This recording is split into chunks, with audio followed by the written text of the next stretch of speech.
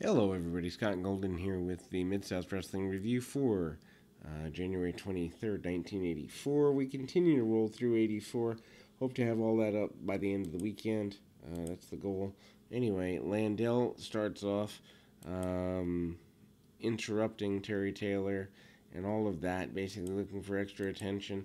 There is a promo between Terry Taylor and Dr. Death Steve Williams.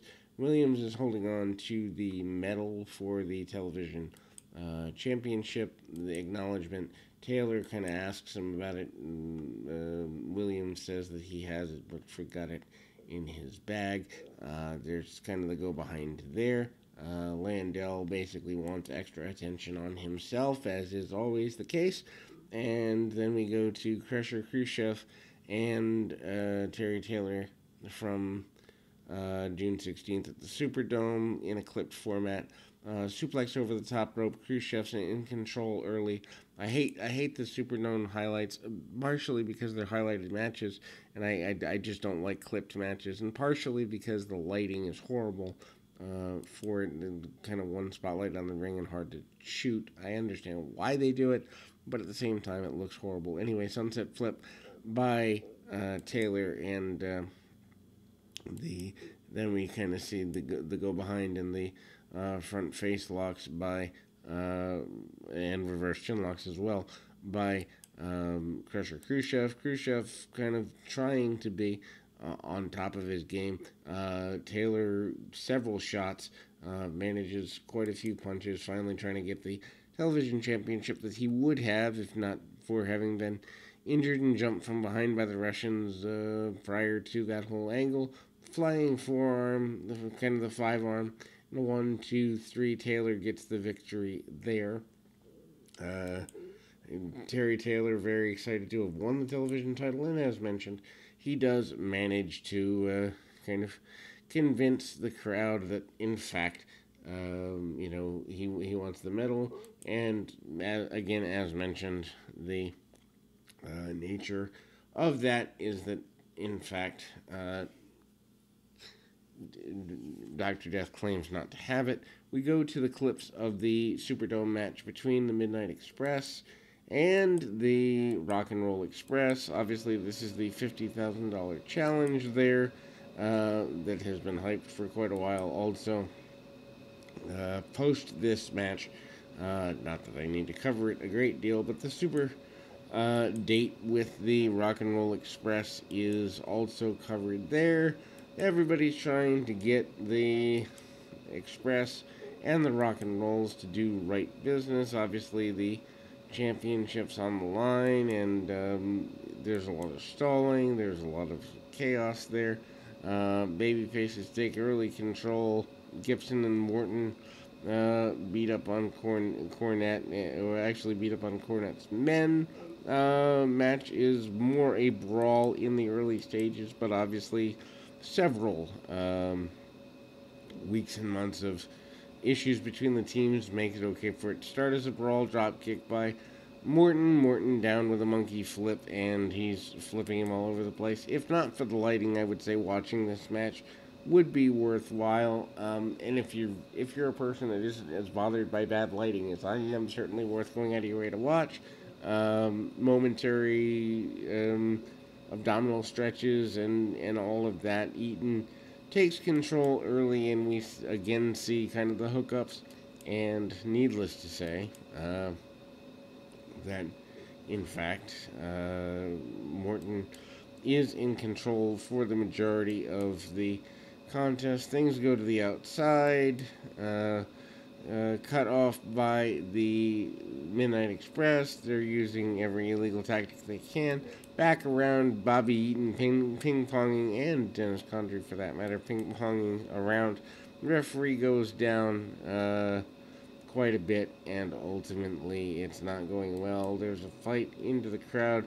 Match is clipped all heck. I do wonder if there is a full version of the match out there somewhere, and Cornette is helped back to his feet after being knocked ceremoniously nearly unconscious by his adversaries. And then we see Wendy Richter and Velvet McIntyre. Wendy Richter, by this point, beginning her foray into wrestling, kind of doing the cowboy thing. Velvet and Wendy both trained by the fabulous Moolah, not a big surprise there. Wendy would go on, think about this, in less than a year, actually less than probably, I don't know, 6 8 months to be one of the biggest things in wrestling, less than a year away from WrestleMania, women's wrestling that is. Less than a year away from WrestleMania at this point. Wendy grabs hair, pulls hair, tosses Velvet across the ring. She's dominant throughout. Gets kicks and punches, kind of doing the babyface thing, but not really. Wendy Richter not having found herself here. Hard shots in the corner. Velvet McIntyre tries to fight back. Knee lift by Richter. We have seen Richter before in the area, but not nearly as forceful as here. Kick by Richter, and Richter trying to fire the crowd up. Doesn't get where she wants to with firing them up, to say the very least, and ultimately we see some Irish whips. Meanwhile, Richter goes spilling to the outside, to the floor, and a gut, kind of a slingshot, followed by a drop kick by McIntyre, and one-legged drop kick by McIntyre. McIntyre really doing quite well for herself, and Richter manages, though, to get a offensive maneuver, including a big leg drop, and get a victory for herself here. Wendy Richter is victorious. Ernie Ladd, Mark Reagan, and Greg Brown, 2-on-1. Ernie Ladd returns. Of course, the last time we really saw Ladd on a regular basis was in the 82 era. This time he returns as a wrestler, though. 2-on-1 match. Ladd, of course, 6'8", 6'9", massive guy. Returning as a wrestler. I do believe he does some degree of booking and policing of the locker room as well. Ladd with the one-handed body slam and kicks and punches on Reagan. Reagan's partner, Greg Brown, doesn't look that enthralled with getting in the ring either. Back elbow by Ladd, and Ladd comes in. Shoulder tackle for Ladd, of course, former football player, and has the ability to tackle whenever he can. Ladd comes up, Irish whip, big boot by Ladd under the chin, and then the leg drop. Ladd is dominant, as one would expect, in a squash handicap match.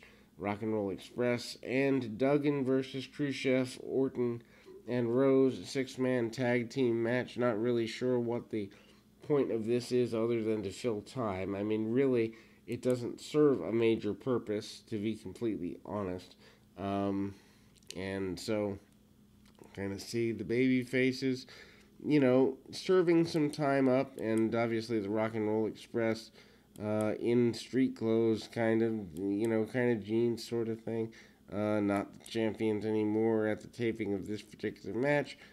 Gibson around with one of the enhancement talents, leapfrog by the enhancement. Gibson up and over. Gibson moving quite quickly, hits a hip toss, and Duggan even cheering on from the ringside area. Attempted sunset flip into a catapult by one of the enhancement guys on Gibson, and manages to pull him out of the corner. Hit the shoulder tackle, doesn't get all he wants on that shoulder tackle, but gets enough as it is. Duggan posts himself up on the turnbuckles as a body spot, and the Khrushchev manages to get kicked for his trouble there. Rose, kind of taking a good bit of beating, and then Barry Orton comes in. Duggan teams up with him for a minute, or teams up on him for a minute. Ricky Morton comes back in, misses a drop kick because Orton holds on to the top rope. Orton still looking to be a really cool talent here in 1984. Anyway, Morton fires back, doesn't get all he wants on those shots. Hits the shoulder tackle along the way. Morton again with the Irish whip, and Orton comes up with the knee to the midsection, goes to the second rope, misses the high risk maneuver, or actually going from the top. Everybody kind of comes in, double atomic drop into the shoulder tackle of Duggan. Khrushchev bails out, and Duggan hits a second rope shoulder tackle on Orton. 1, 2, 3. Win for that team. Then we see Buddy Landel and the Junkyard Dog. Landel was challenging the dog earlier in the program during his promo, so not too terribly surprised to see that there. Obviously, the Junkyard Dog on his way out within a matter of months here, but still here and still doing the best he can, chasing around everybody, including the referee.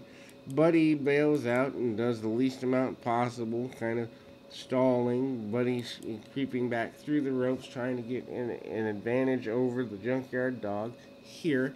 Doesn't get what he wants out of it, but needless to say, the dog is unimpressed with Buddy, and,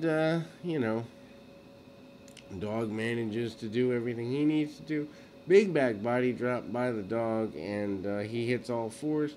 Hits the headbutts again and again, and the dog bails to the outside. Butch Reed on the outside to console Buddy Landel. Reed and Landel have not split yet. Spoiler, they do.